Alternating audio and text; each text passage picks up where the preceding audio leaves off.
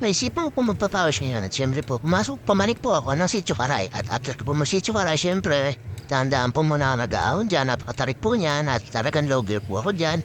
At after po niya mag-Sitio Karay, siyempre, pupunta naman po ako sa Soliviento. Ang Soliviento ay isa rin po napakataas na ahon. At yan, siyempre po magpapakita po, bidabi nag-aahon.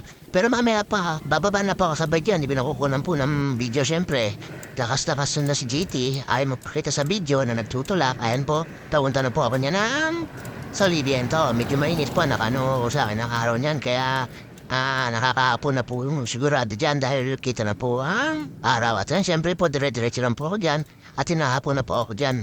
Siyempre, hindi ko na po ipakikita kung paano ako magtulak. At siyempre, pinagbabawal na teknik po ang pagbaba sa bike para hindi napakita sa video. At yan po, naglalakas-lakasan po ako dyan. At after ko pumahan yan, siyempre, yiti sa karam po ay magbabike pababa para piling malakas. Na kunyari, naahong ko yan. At yan po, pogi na po ko mga kajit sa alam. Babay na po sa inyo. Karay at Sitio. At saka po, Soliviento ang binang ko ngayong araw na to. Babos mga kajit sa alam.